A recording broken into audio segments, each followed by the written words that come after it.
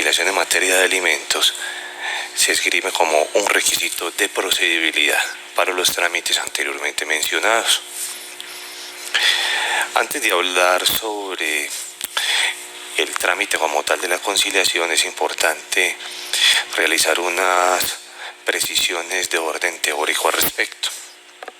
Lo primero que hay que acotar es que la reglamentación sobre la conciliación en materia de alimentos viene en la Ley 640 del 2001, artículos 31 y 32, y en el artículo 111 de la Ley 1098 del año 2006.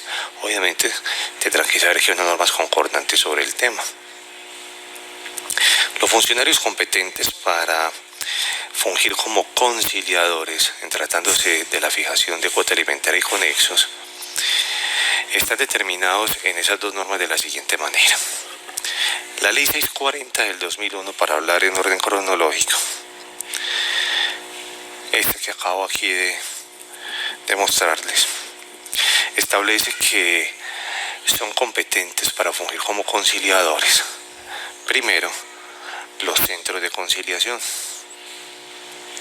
centros privados de conciliación, entonces en ese caso, como por ejemplo los consultorios jurídicos. Al mismo tiempo faculta para fungir como conciliador a los defensores de familia, comisarios de familias, delegado regional y seccional de la Defensoría del Pueblo, el agente del Ministerio Público ante las autoridades judiciales y administrativas en asuntos de familia y los notarios.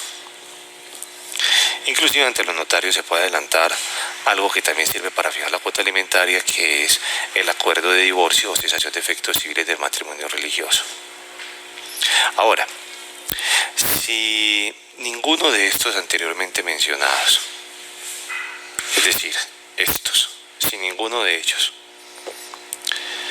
se encuentra en el respectivo municipio donde se intenta la conciliación, se podrá entonces agotar el requisito de procedibilidad o ante el personero o ante los jueces civiles o promiscuos municipales. Pero insisto, solamente estos dos últimos, personeros y jueces civiles o promiscuos municipales, adquieren competencia para fungir como conciliadores a falta de aquellos otros en el respectivo municipio. Eso es lo que determina entonces la Ley 640 del 2001. Ahora bien, al analizar la Ley 1098 del 2006, que es la Ley de Infancia y Adolescencia, en el artículo 111 se establece que son el defensor y el comisario de familia. La interpretación que hay que darle a estos dos artículos es una interpretación que tiene que ser ampliando los derechos de los niños, niñas y adolescentes, más no restringiéndolos. ¿Qué quiere decir? Que si bien la Ley 1098 del 2006 solamente habla del defensor o del comisario de familia, eso no implica per se que estos otros hayan perdido competencia para fungir como conciliadores, es decir, los conciliadores de los centros de conciliación, delegado regional y seccional de la Defensoría del Pueblo, agente del Ministerio Público, notario y subsidiariamente personeros y jueces civiles municipales. Lo que hay que interpretar frente a estas dos normas, Ley 1098 de 2006 y Ley 640 del 2001, es hacer una interpretación de orden no restrictivo. Y eso implica que cuando se habla solamente de defensor y comisario de familia es para atribuirle a ellos dos una función que eso sí no tiene ninguno de los otros. Y estoy hablando de la función transitoria de administrar justicia. ¿Por qué? Porque en caso tal de que ante el defensor o comisario de familia no se llegue a ningún acuerdo, bien sea porque no asistió el convocado o porque asistiendo se frustró la conciliación, estos dos, según la Ley 1098 del 2006, tienen la obligación de regular alimentos provisionales. Y si las partes se lo solicitan, deberán elaborar un informe dirigido al juez de familia para que el juez de familia adelante el proceso de fijación de cuota alimentaria o conexos. Cosa entonces que o facultad que no tienen los demás, es decir, si se intenta, por ejemplo, la conciliación ante un centro de conciliación y se frustra porque no llegan a ningún acuerdo o no comparece el convocado, los conciliadores de centros de conciliación no tienen esa facultad de regular alimentos provisionales. Igual acontece con los delegados de la Defensoría del Pueblo, agentes del Ministerio Público, notarios, personeros y jueces civiles o propios municipales. Entonces no quiere decir que esta ley 1098 de 2006 haya derogado la ley 640 del 2001 y por lo tanto le haya quitado la competencia a los demás. No. Lo que quiere decir es que a efectos de garantizar más todavía los derechos de los niños, niñas y adolescentes, si no se llega a la conciliación ante estos defensores y comisarios de familia, estos tienen esa función jurisdiccional transitoria de regular alimentos provisionales y elaborar informe dirigido al juez de familia para que esté adelante el proceso, si las partes se lo solicitan en este último caso, con posterioridad a la audiencia.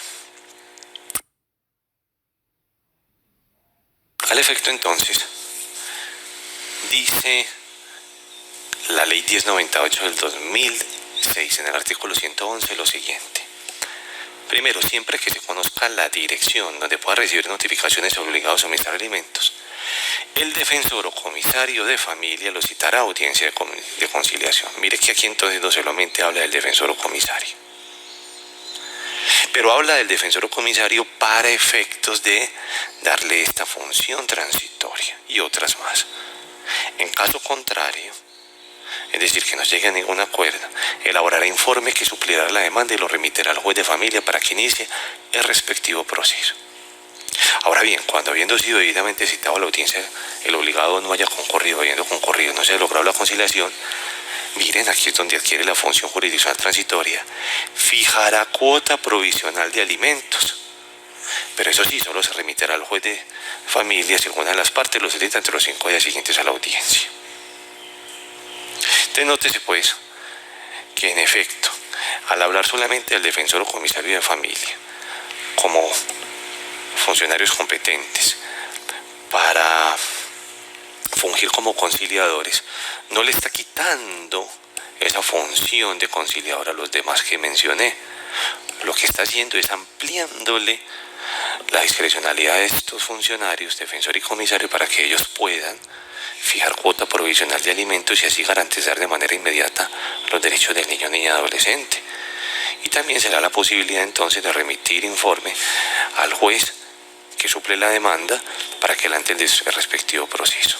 En el primer caso, como se manifiesta entonces, si se desconoce la dirección del convocado, y en el segundo caso, si se conoce, se le citó, pero el convocado no compareció o compareció, pero no hubo ningún acuerdo conciliatorio. Es muy importante precisar entonces que para agotar requisitos de procedibilidad es necesario conocer la dirección de donde pueda recibir notificaciones obligadas a suministrar alimentos.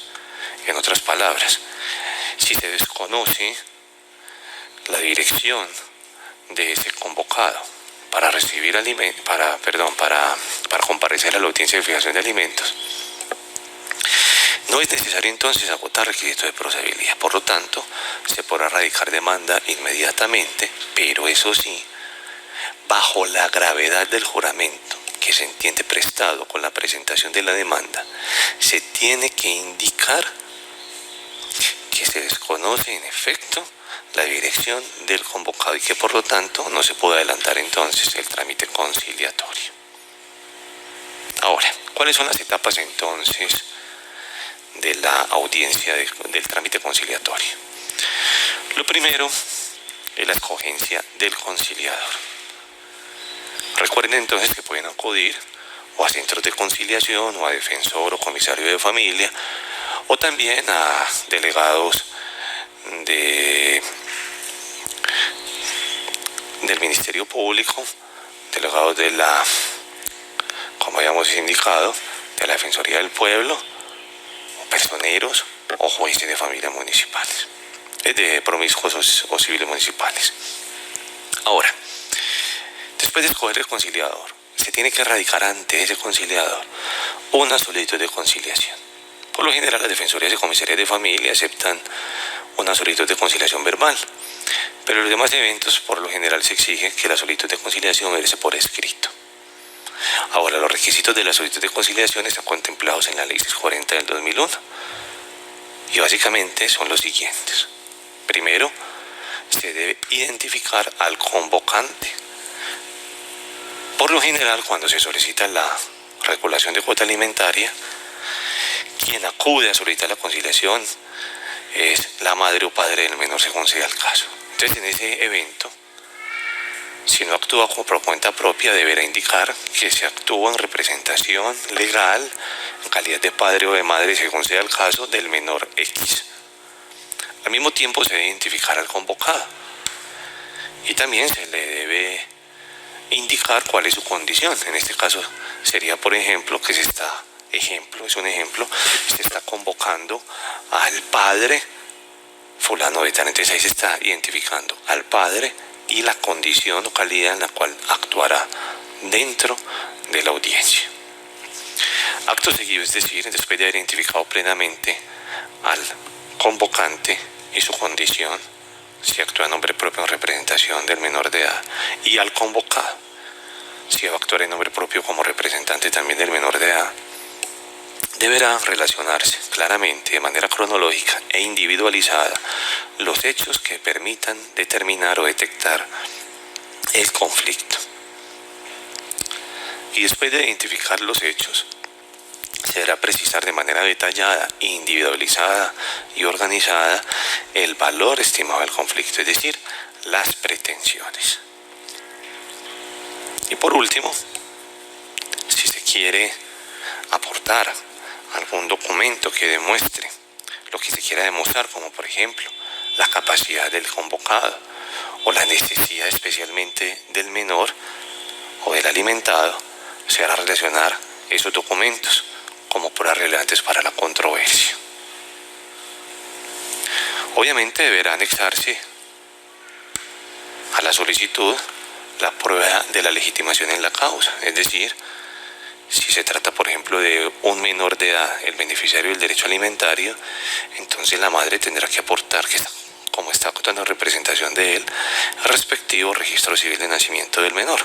Se admiten copias simples para este tema intento conciliatorio, más no para un proceso judicial, pero para el tema conciliatorio se admiten copias simples del registro civil de nacimiento.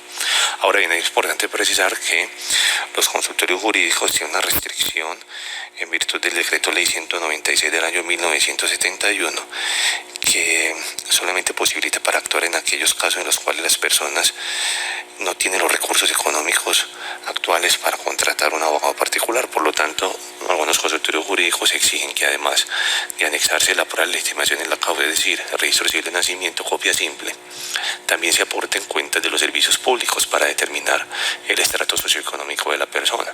O si de pronto el estrato socioeconómico es relativamente alto, pues entonces algunos consultorios exigen que se aporte una declaración siquiera extrajuicio, que sería una prueba sumaria, en la cual la convocante o el convocante demuestre que o declare, como su nombre lo indica, que su condición económica actual no le permite sufragar los gastos de un abogado particular o de un centro de conciliación particular.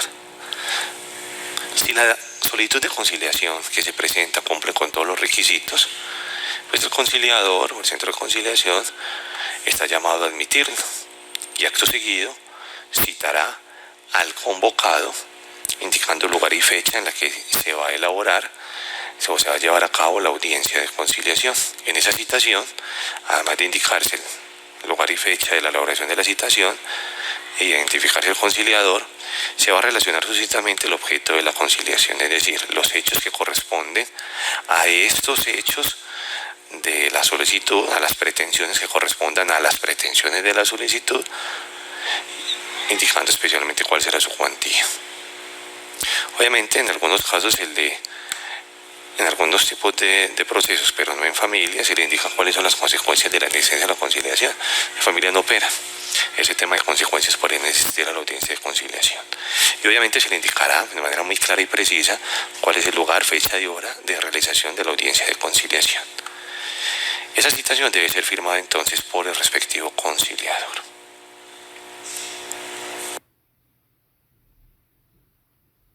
A continuación me permitiré mostrarles un formato muy preciso, muy claro, que puede ser ampliado si se quiere, pero esto es lo más básico de un formato de solicitud de conciliación.